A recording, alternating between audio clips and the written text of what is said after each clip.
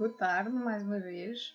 Hoje poderemos falar de outro rei bastante conhecido, que foi o nosso rei, que foi efetivamente assassinado. E, portanto, o regicídio tocou profundamente os portugueses e, portanto, foi uma ação que não se poderá classificar de outra maneira, senão realmente grande, desumanidade. E esse rei é Dom Carlos I, a quem lhe sucedeu depois o filho Dom Manuel II, visto o príncipe real e herdeiro Luís Filipe ter também sido assassinado junto com o pai, Carlos I. E então hoje vamos dar uma ideia de quem era Carlos I de Portugal. Ora, Dom Carlos nasceu em Lisboa em 1863 e faleceu em fevereiro de 1908. Foi o rei de Portugal e Algarves de 1889 até ao seu assassinato. Era filho do rei Luís I de Portugal e de sua esposa, a princesa Maria Pia de Saboia. Nascido em Lisboa, foi cognominado o Diplomata, devido às múltiplas visitas que fez a Madrid, Paris e Londres, retribuídas com as visitas a Lisboa dos reis Afonso XIII de Espanha e Eduardo VII do Reino Unido, do imperador Guilherme II da Alemanha e do presidente da República Francesa, Émile Loubet, e também foi cognominado como o martirizado e o mártir em virtude de ter morrido assassinado. Mas também lhe chamavam o oceanógrafo, pela sua paixão pela oceanografia. A oceanografia, partilhada com o pai e com o príncipe Mónaco, era uma das suas grandes paixões.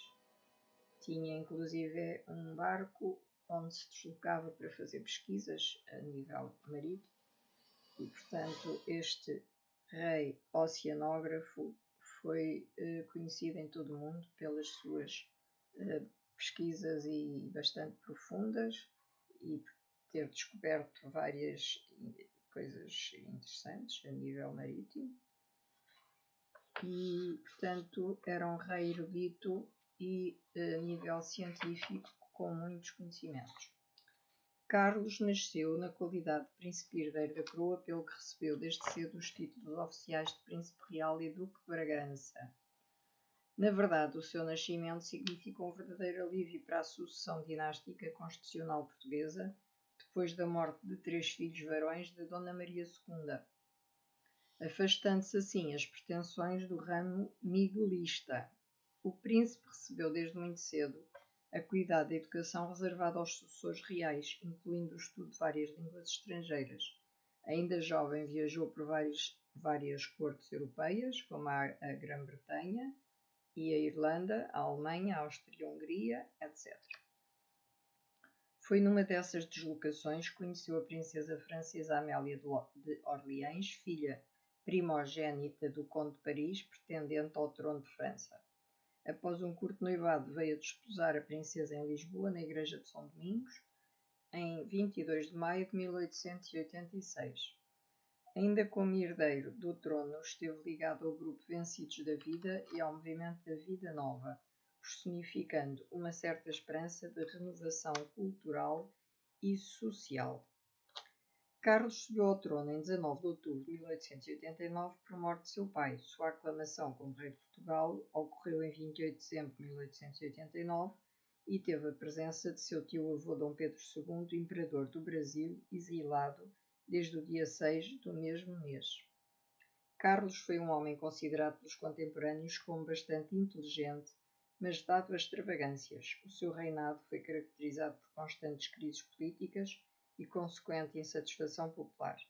Logo no início do seu governo, o Reino Unido apresentou a Portugal o Ultimato Britânico de 1890, que intimidava a Portugal movido pelo seu desejo expansionista materializado no mapa cor-de-rosa, a desocupar os territórios compreendidos entre Angola e Moçambique num curto espaço de tempo, caso contrário seria declarada a guerra entre os dois países. Como Portugal se encontrava na bancarrota, tal movimentação foi impossível e assim se perderam importantes áreas.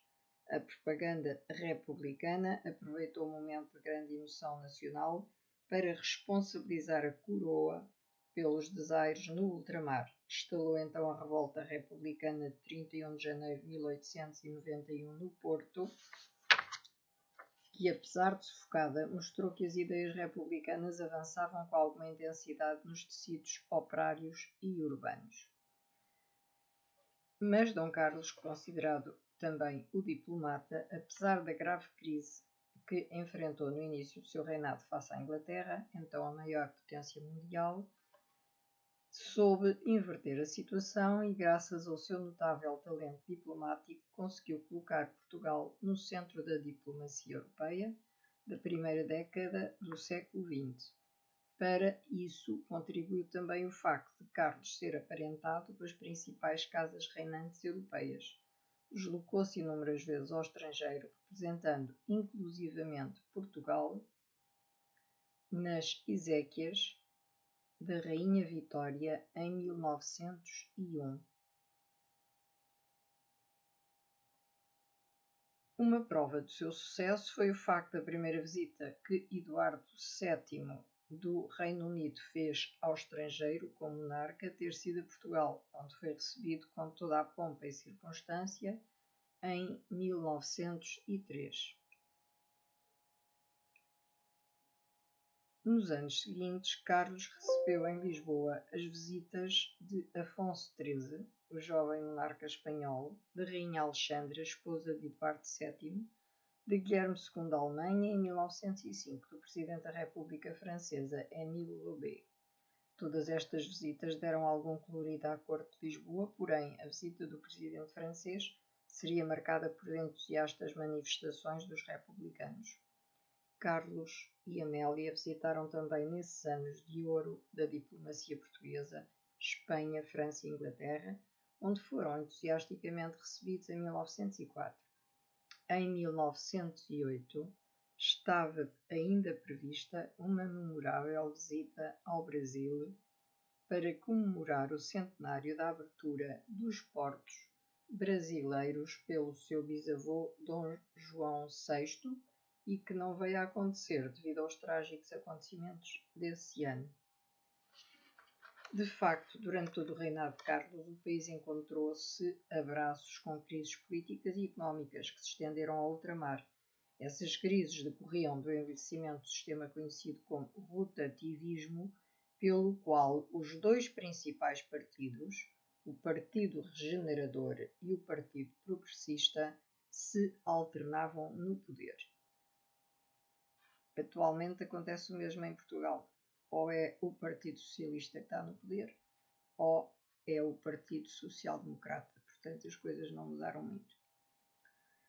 Esta mecânica era possível não só pela atribuição de poderes pela Constituição, como pelo sistema eleitoral. De facto, quando o Ministério cessava funções, cabia ao rei designar outro, o que este fazia dissolvendo o Parlamento, marcando novas eleições e chamando para formar novo governo o partido que havia estado na oposição.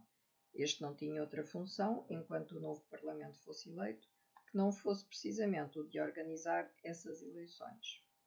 Naturalmente, dado o limitado corpo eleitoral, cidadãos masculinos alfabetizados com rendimentos acima de certo valor, o partido no governo não falhava, mediante promessas e combinações com os dignatários locais, em conseguir a vitória eleitoral. Esta influência notava-se menos nos dois grandes centros urbanos, onde os partidos minoritários, o Partido Republicano Português e o Partido Socialista Português, conseguiam ter alguma expressão, sobretudo o primeiro, mas nunca de molde a ameaçar o resultado. Ao longo de todo o período do rotativismo, nunca o partido no poder na altura das eleições falhou em garantir uma maioria no Parlamento, o que quer dizer que o rei era o único garante da rotatividade de quem se esperava, uma vez o governo fora de funções, que chamasse os do partido oposto para governar. O sistema tinha os seus vícios, pois de cada vez que um partido assumia os cargos políticos no Ministério, os membros do partido cessante assumiam as funções administrativas não governamentais, como por exemplo a presidência do crédito predial, etc. Assim se garantia que os membros de ambos os partidos tinham sempre cargos estatais, o que não era de molde a incentivar uma séria fiscalização governamental. Apesar disto, o sistema de inspiração britânica teve o seu período áureo entre 1878 e 1890, dando ao país a estabilidade que lhe faltara nas décadas anteriores. Por volta de 1890, no entanto, começou a dar mostras de desgaste, agravado pelas crises financeiras provocadas quer pelo maciço investimento nas obras públicas, feito durante o fontismo, quer pelo investimento militar levado a cabo em África para cumprimento do princípio de ocupação efetiva decidido na Conferência de Berlim em 1889. A esta situação se juntavam os escândalos financeiros, como a questão dos adiantamentos, com que a propaganda republicana aproveitou para atacar o sistema e com que a oposição atacava o governo. A falta dos líderes carismáticos das décadas anteriores também pode ter tido influência no desagregar dos partidos tradicionais. Em 1901, dá-se a primeira cisão com a formação do Partido Regenerador Liberal, liderado por João Franco, a partir de um número de deputados do Partido Regenerador. Para agravar a situação, dá-se em 1905 uma segunda dissidência, desta vez a partir do Partido Progressista, quando José Maria Alpuim entra em ruptura com o seu partido e funda a dissidência progressista.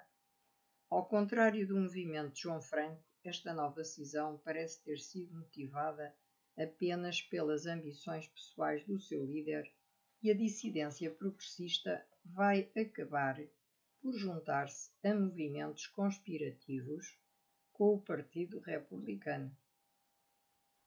Antes disto, no entanto, esta cisão vai acirrar os ânimos entre os partidos tradicionais, já que a quando da ação de Franco em 1901, o Partido Progressista não se aproveitou dessa fraqueza do seu rival, mas agora o Partido Regenerador alia-se inicialmente aos dissidentes. Isto foi considerado uma traição pelo líder progressista José Luciano de Castro, que prometeu vingar-se do seu rival regenerador Índice Ribeiro. E vai haver aqui uma disputa entre estes dois personagens. Relativamente ao franquismo, era esta a situação quando, após a queda de mais um governo de Índice Ribeiro, o rei decide chamar para formar governo o regenerador liberal João Franco. Este teve o imediato apoio dos progressistas, com quem fez um governo de coligação, a chamada Concentração Liberal. Estava consumada a vingança dos progressistas. João Franco afirma querer governar à inglesa, em 19 de maio de 1906, prometendo o aprofundamento da democracia.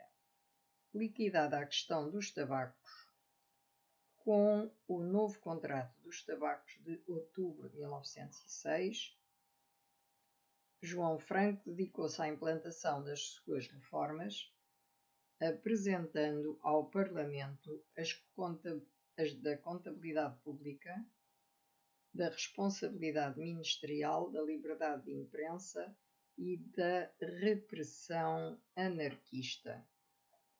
Face à greve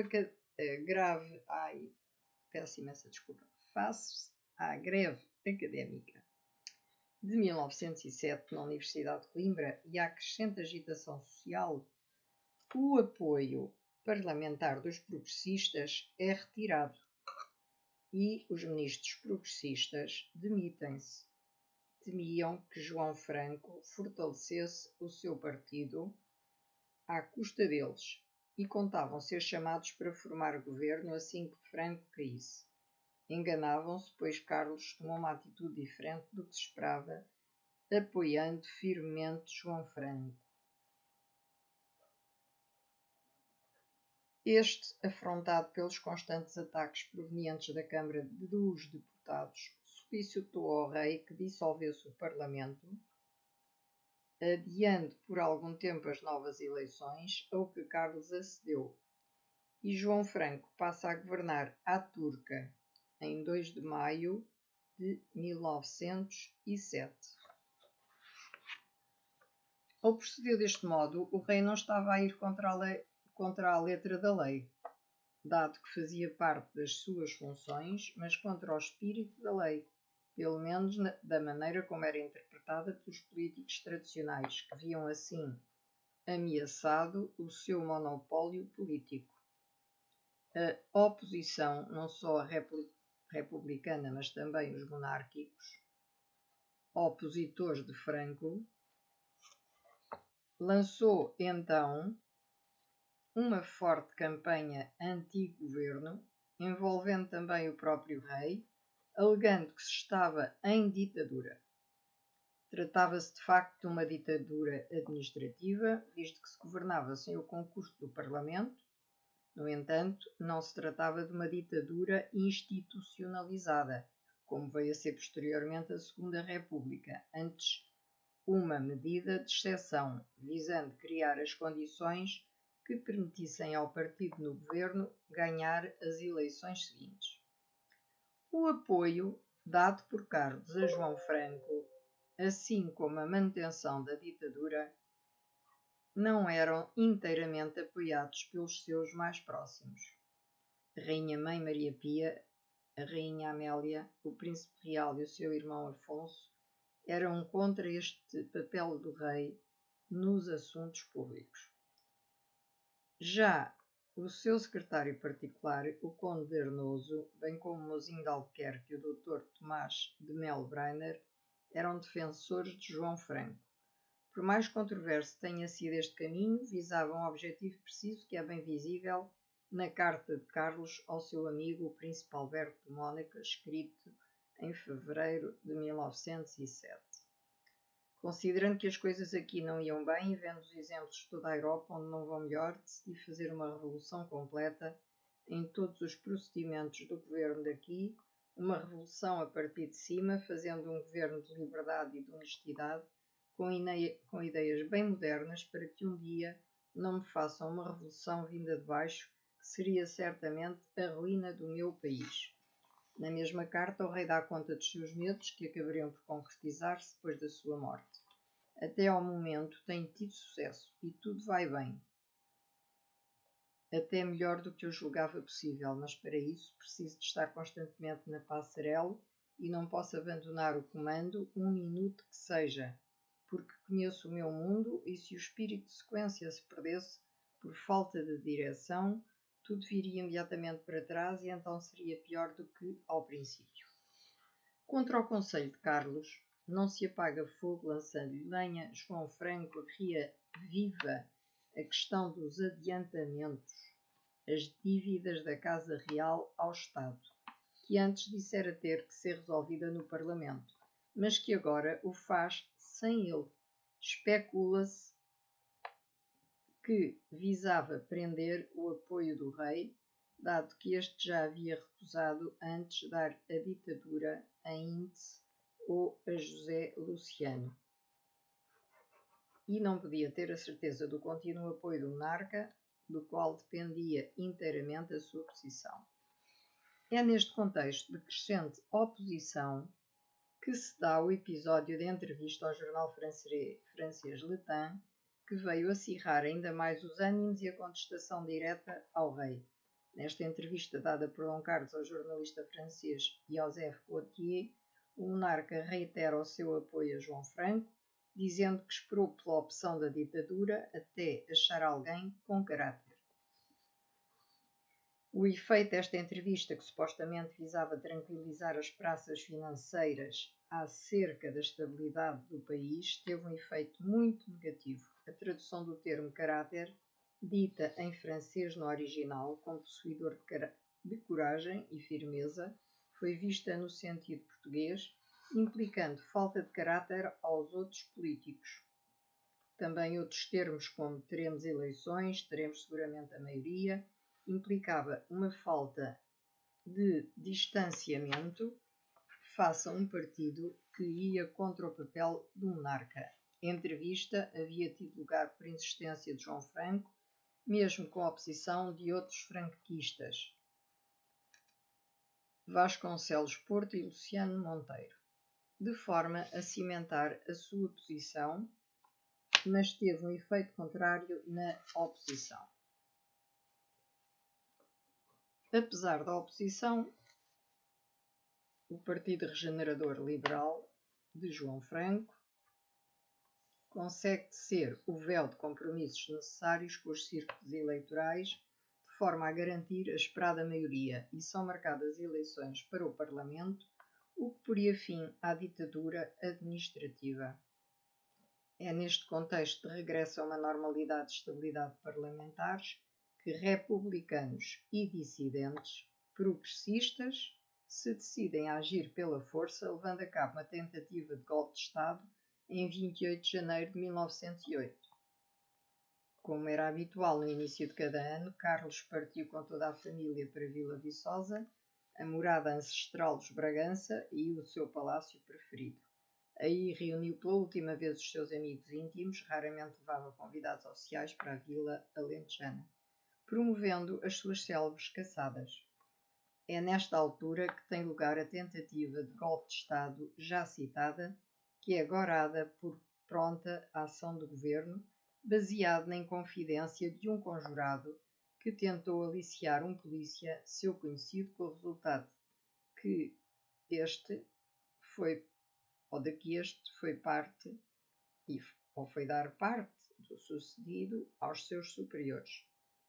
São imediatamente presos, além do comerciante António José de Almeida, o dirigente carbonário Luz Almeida, o jornalista João Chagas, França Borges, João Pinto Santos e Álvaro Pope. Afastados estes, a liderança do movimento recai sobre Afonso Costa, mas este também é apanhado junto com os outros conspiradores, entre eles Francisco Correia de Herédia, primeiro visconde da Ribeira Brava, e o Dr. Egas Muniz, de armas na mão, no elevador da biblioteca, de onde contavam chegar à Câmara Municipal. José Maria de Alpuim consegue fugir para a Espanha, enquanto alguns grupos de civis armados, desconhecedores do falhanço, ainda fizeram tumultos pela cidade. Portanto, isto está-se a encaminhar efetivamente para o regicídio. João Franco decidiu ir mais longe e preparou um decreto prevendo o exílio para o estrangeiro ou a expulsão para as colónias sem julgamento de indivíduos que fossem pronunciados em tribunal por atentado à ordem pública, o que se aplicaria aos revoltosos republicanos. O rei assinou o decreto ainda em Vila Viçosa e conta-se que ao assiná-lo declarou: assino a minha sentença de morte, mas os senhores assim o quiseram. A 1 de fevereiro de 1908, a família real regressou a Lisboa, depois de uma temporada no Palácio Ducal de Vila Viçosa. Viajaram de comboio até ao Barreiro, onde apanharam um vapor para o Terreiro de Paço. Esperavam-nos o governo e vários dignatários da corte. Após os cumprimentos, a família real subiu para uma carruagem aberta em direção ao Palácio das Necessidades. A carruagem com a família real atravessou o Terreiro de Paço, onde foi atingida por disparos vindos da multidão que se juntara para saudar o rei. O rei Dom Carlos I, que morreu imediatamente após ter sido alvejado. O príncipe herdeiro Dom Luís Filipe de Bragança foi ferido mortalmente e o infante Manuel, ferido num braço. Os autores do atentado foram Alfredo Costa e Manuel Buissa e foram considerados à época os únicos, embora a historiografia recente reconheça que faziam parte de um grupo cuja ação, visando o rei pelo seu papel de suporte a Franco, já fazia parte integrante do golpe de Estado gorado. Os assassinos foram mortos no local por membros da Guarda Real, e reconhecidos posteriormente como membros do movimento republicano. A morte do rei Dom Carlos e do príncipe real indignaram toda a Europa, especialmente a Inglaterra, onde o rei Eduardo VII lamentou veementemente a impunidade dos chefes do atentado. Esta impunidade ficou a dever-se à queda de João Franco, responsabilizado pelo ódio ao rei e, mais justamente, pela falta de proteção policial e pelo rápido retorno ao poder dos partidos tradicionais.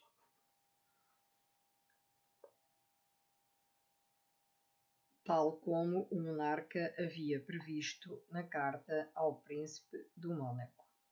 O rei Dom Carlos não desconhecia os riscos que corria, mas também não achava que podia fugir deles, como ficou patente no seu desabafo ao seu ajudante de campo, tenente-coronel José Lobo de Vasconcelos, alguns meses antes. Tu julgas que eu ignoro o perigo em que ando? No estado de excitação em que se acham os ânimos, qualquer dia matam-me à esquina de uma rua. Mas queres tu que eu faça? Se me metesse em casa, se não saísse, provocaria um grande descalabro. Seria a bancarrota. E que ideia fariam de mim os estrangeiros se vissem o rei impedido de sair? Seria o descrédito. Eu, fazendo o que faço, mostro que há sossego no país e que tenho respeito pela minha pessoa. Cumpro o meu dever, os outros que cumpram o seu. E de facto morreu no cumprimento do seu dever, e com ele morreu o que talvez fosse a última tentativa séria de reforma do sistema parlamentar monárquico. Quanto aos atributos e qualidades do rei, vamos citá-las e terminaremos por hoje esta live. E ficando a conhecer quem não sabia, portanto, muitos pormenores sobre a vida de Dom Carlos, ficará a conhecê-lo muito melhor. Carlos era um apreciador das tecnologias que começavam a surgir no princípio do século XX. Instalou luz elétrica no Palácio das Necessidades e fez planos para a eletrificação das ruas de Lisboa. Embora fossem medidas sensatas, contribuíram para a sua impopularidade, visto que o povo as encarou como extravagâncias desnecessárias. Foi ainda um amante da fotografia e autor do espólio fotográfico da família real. Foi ainda um pintor de talento, com preferências por aguarelas de pássaros, que assinava simplesmente como Carlos Fernando. Esta escolha de tema refletia outra das suas paixões, a ornitologia. Recebeu prémios em vários certames internacionais e realizou ensaios notáveis na área de cerâmica.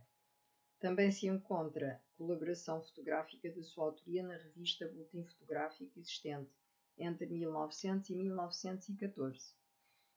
Para além da ornitologia, era um apaixonado pela oceanografia, tendo adquirido um iate, o Amélia, especificamente para se dedicar a campanhas oceanográficas.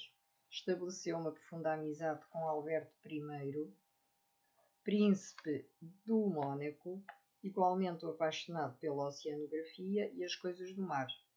Desta relação nasceu o Aquário Vasco da Gama, que pretendia que em Portugal desempenhar papel semelhante ao Museu Oceanográfico do Mónaco.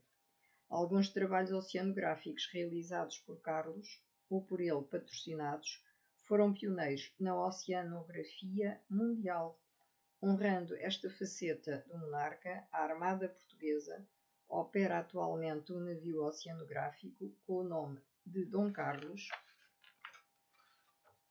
e Carlos foi também um excelente agricultor, tendo tornado rentáveis as seculares propriedades da Casa de Bragança, património familiar destinado a Morgadilo dos Herdeiros da Coroa, produzindo vinho, azeite, cortiça, entre outros produtos, tendo também organizado uma excelente ganadaria e incentivado a preservação dos prestigiados cavalos de Alter. Jaz no Panteão Real da dinastia de Bragança, no mosteiro de São Vicente de Fora, em Lisboa, ao lado do filho, que com ele foi assassinado. As urnas com tampas transparentes ficaram aí depositadas durante 25 anos. Só em 1933 é que uma comissão privada abriu uma subscrição nacional que levou à inauguração de 2 belos túmulos concebidos pelo arquiteto Raulino, junto dos quais está uma figura feminina representando a dor, esculpida por Francisco Franco, conjunto esse que ainda hoje pode ser visto. E assim terminamos por hoje a visão que era necessário dar do rei Dom Carlos I, que foi selvaticamente assassinado sem necessidade nenhuma, porque não havia condições ou não havia facilidades económicas na altura em que ele reinou, mas isso não levava ou não levaria, não teria levado a que fosse assassinado.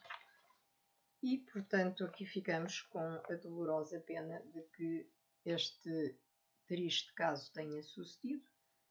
E depois veio a implantação da República a seguir ao mandato do seu herdeiro Dom Manuel II, de que já falámos, e terminamos por hoje aqui a nossa descrição de Dom Carlos I de Portugal. Muito boa tarde e um resto de bom fim de semana para todos.